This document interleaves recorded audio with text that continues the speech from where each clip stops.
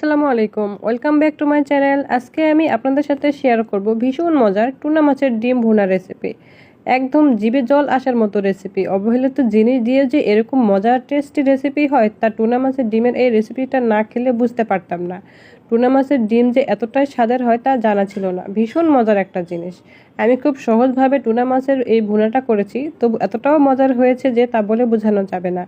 খুবই ইউনিক একটা স্বাদ টুনা মাছের ডিমেতে। যারা টুনা মাছের ডিম খাননি তারা আমার রেসিপিটি ফলো করে অবশ্যই একবার এই সেরা স্বাদের টুনা মাছের ডিম ভুনাটা খেয়ে দেখবেন। সো ভিউয়ার, চলুন ভীষণ স্বাদের টুনা মাছের ডিম ভুনা রেসিপিটি দেখে নেওয়া যাক।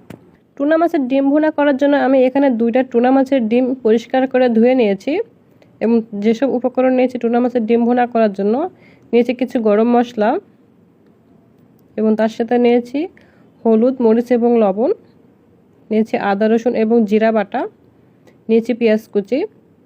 তারপর আমি টুনা মাছের রান্না করার জন্য একটা প্যানে তেল গরম করে নেব। তেলটা যখন গরম হয়ে আসবে তখন আমি দিয়ে দিব গরম মশলা এবং তার সাথে দিয়ে দিব পেঁয়াজ কুচি। দিয়ে আমি পেঁয়াজ কুচিটাই খুব ভালো করে নাড়াচাড়া করে দিব যাতে পেঁয়াজটা খুব ভালোভাবে নরম হয়ে আসে। পেঁয়াজটা যখন নরম হয়ে আসবে তখন আমি দিয়ে দিব আদা, রসুন এবং জিরা বাটা এবং তার সাথে দিয়ে দেবো হলুদ, মরিচ এবং লবণ। দিয়ে আমি আবারও সবগুলো উপকরণ খুব সুন্দর করে মিশিয়ে নিব।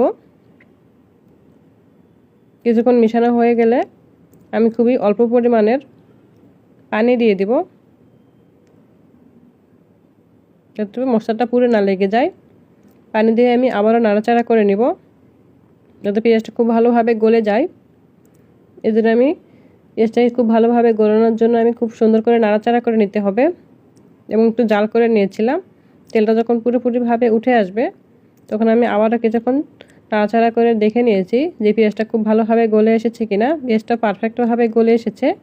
এই পর্যায়ে আমি ঝোলের জন্য পরিমাণ মতো পানি দিয়ে দিব এবং একটু নাড়াচাড়া করে নিব এবং পানিটা যতটুকুন না বলক উঠে আসে ততক্ষণ আমি জাল করে নিব। ঝোলটা যখন বলক উঠে আসবে তখন আমি যে টুনা মাছের ডিম নিয়েছি সেই টুনা মাছের ডিমগুলোকে দিয়ে দিব। ডিম দিয়ে একটু নাড়াচাড়া করে দিব। আর টুনা মাছের ডিমটা কিন্তু বেশি নাড়াচাড়া করা যাবে না, হালকাভাবেই দিবেন। টুনা মাছ দেওয়ার পরে আমি ঢাকনা দিয়ে ঢেকে রান্না করে নিয়েছি। প্রায় 4 মিনিটের মতো আমি রান্না করে নিয়েছিলাম।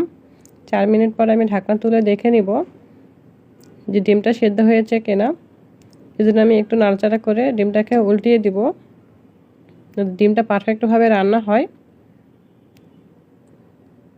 তারপর আমি আবারও ঢাকনা দিয়ে ঢেকে রান্না করে নিয়েছি।